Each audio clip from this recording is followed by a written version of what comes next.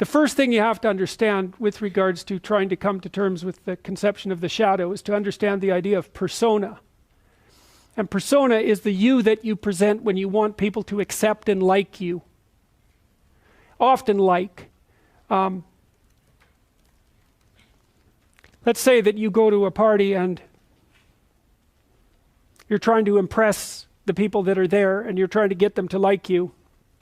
And so you maybe get jabbed at a little bit and you laugh and you go along with everyone so that they like you, and then you go home and you're bitterly resentful about the way that you were put down at this party.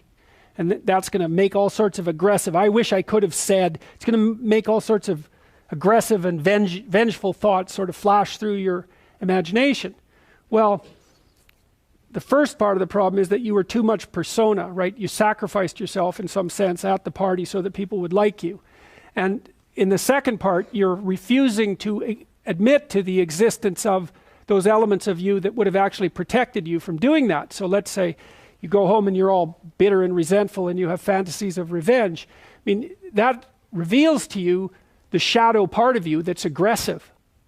And the thing is, you actually need that, because if you would have integrated that more successfully into your personality, when you went to the party, you wouldn't have had to let people put you down to get them to like you. Instead of having a face like this, which says, I'll take anything that's coming my way, you have a face and a stance that's more determined and assertive. And if you manifest that properly, people aren't going to mess with you to begin with.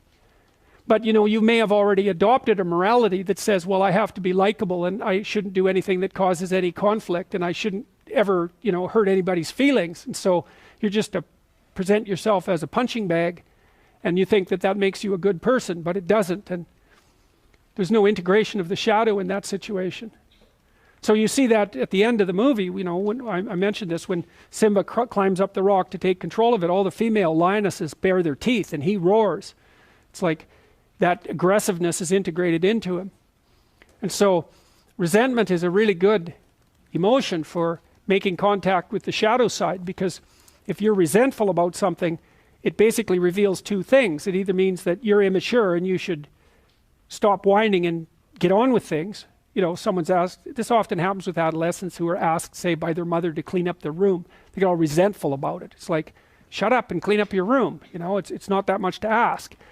Or, so that can be a gateway into the observation of your own immaturity.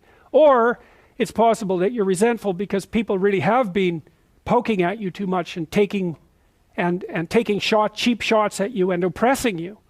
But what that means is that you've got some things to say that you haven't been willing to say or don't know how to say. Right? You can't stand up for yourself properly.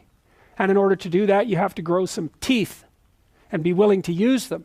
And again, that's something that might violate your morality, because you might say, well, I shouldn't be able to bite people. And the thing is, yes, you should be able to bite people hard. And if you're able to bite them, then generally you don't have to. But they need to know that you can, because otherwise, especially people who are badly socialized, they'll just keep encroaching on you and encroaching on you and encroaching on you and encroaching on you until you put up a wall. Like someone who's really well put together won't do that, because they're sophisticated. But if you run into people who only have boundaries because other people impose them on them and you won't do it, you're going to be the bullied one in the office, for example. You're not going to get a raise. People aren't going to credit you with your own work. Other people are going to take credit for it.